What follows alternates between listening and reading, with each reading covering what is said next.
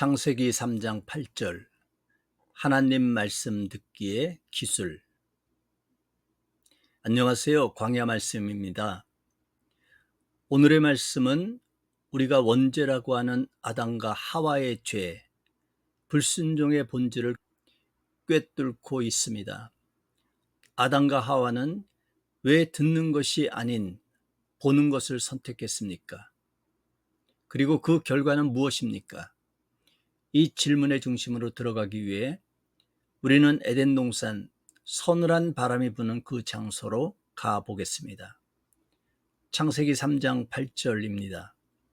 그들이 날이 서늘할 때 동산에 거니시는 여호와 하나님의 소리를 듣고 아담과 그의 아내가 여호와 하나님의 낯을 피하여 동산 나무 사이에 숨은지라.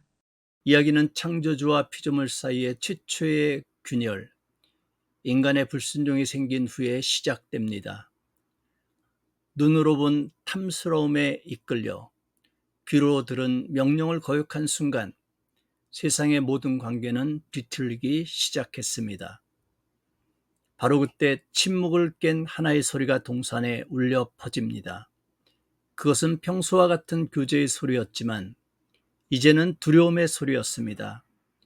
인류의 첫 드라마는 바로 하나님의 소리와 그에 대한 인간의 반응에서 시작됩니다. 에덴 동산은 단순한 과수원이 아닙니다. 에덴은 우주적 성전입니다. 하나님께서 친히 거니시며 인간과 교제하시는 하늘과 땅이 만나는 지성소와 같은 공간입니다. 고대 근동의 지구라트나 이집트의 신전들이 희미하게나마 흉내내고자 했던 원형이 바로 에덴 동산입니다. 날이 서늘할 때는 히브리어로는 레루아흐 하욤입니다. 단순히 시원한 저녁바람을 의미하지 않습니다. 루아흐는 바람이지만 영이며 숨결을 의미하기도 합니다. 하나님의 영, 그분의 임재의 시간, 신년이며 아담과 하와에게는 하나님과 가장 친밀한 대화의 시간이었습니다. 그러나 죄는 이 거룩한 약속의 시간을 공포의 순간으로 바꾸어 놓았습니다. 그들은 동산 나무 사이에 숨었다고 기록됩니다. 이것은 단순한 숨바꼭질이 아닙니다.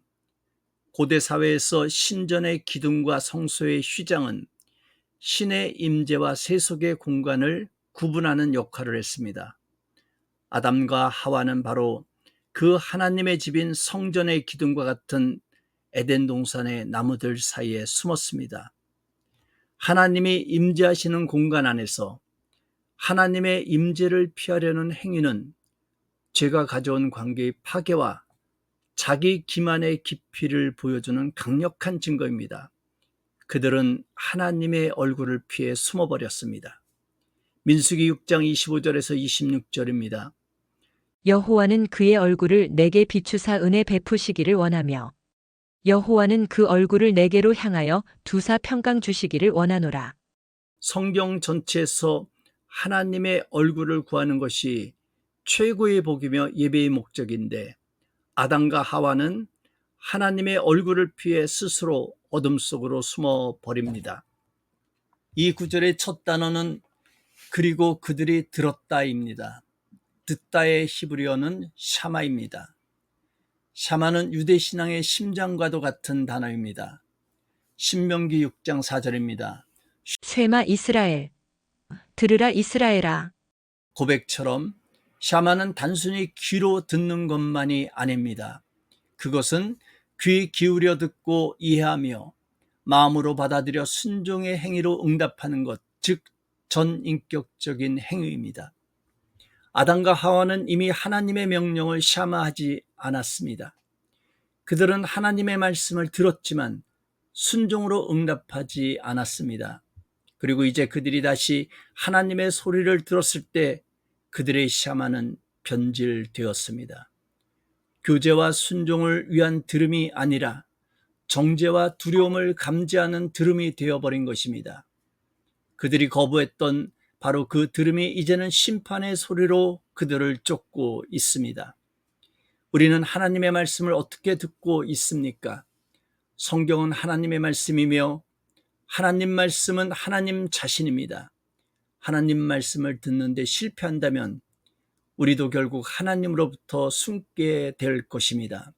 동산을 거니시는 여호와 하나님의 소리는 단순한 발자국 소리가 아닙니다. 하나님의 소리는 하나님의 임재를 의미합니다. 시편 29편은 여호와의 소리가 가진 창조적이고 전능하심을 노래합니다. 아담과 하와가 들은 것은 창조주의 권능 그 자체였습니다. 하나님의 소리뿐 아니라 하나님이 동산에서 거니신다고 할 때 단순한 산책이 아닙니다. 하나님의 주권적인 임재를 드러내시는 모습을 강조하고 있습니다. 랍비라시는 인간의 죄로 인해 하나님의 영광스러운 임재 즉 쉐키나가 점차 인간 세상에서 멀어지기 시작하는 첫 걸음으로 해석합니다. 아담과 하와는 여호와 하나님의 낯을 피하여 동산 나무 사이에 숨었습니다. 여기서 숨는다는 것은 스스로를 감추다는 뜻으로 보는 것과 관련된 수치심 문화, 즉 세상의 방식에서 나오는 전형적인 반응입니다.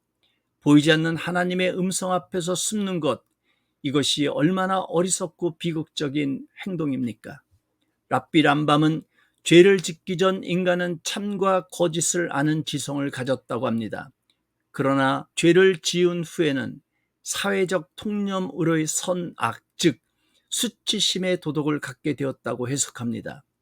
바로 여기서 아담과 하와는 하나님의 절대적인 진리, 즉 들어야 할 것을 버리고 세상의 기준인 외적인 판단, 보이는 것의 노예가 되었습니다.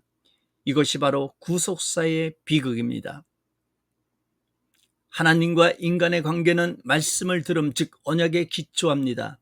그러나 인간은 그 언약의 기초인 샤마, 듣는 것에 실패했습니다. 성전이신 하나님 앞에서 숨어버린 인간, 이제 스스로의 힘으로는 결코 하나님 앞에 설 수 없습니다. 여기서 예수 그리스도의 이야기가 시작됩니다.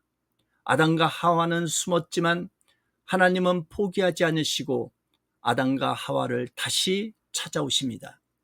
여호와 하나님은 아예카, 내가 어디 있느냐 물으시며 그들을 찾아오십니다.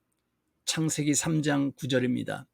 여호와 하나님이 아담을 부르시며 그에게 이르시되 내가 어디 있느냐? 이 질문은 하나님의 첫 번째 복음 선포입니다. 숨어버린 죄인을 찾아오시는 하나님의 은혜, 이것이 성경 전체를 관통하는 구속의 이야기입니다. 그리고 이 찾아오심의 최종적이고 완전한 형태가 바로 예수 그리스도의 오심입니다. 주님은 숨어버린 우리를 찾아 이 땅에 오신 하나님이십니다. 첫 아담이 하나님 말씀 듣기에 실패하여 불순종했지만 마지막 아담이신 예수 그리스도는 철저히 하나님 말씀을 듣는 아들이셨습니다. 요한복음 5장 30절입니다.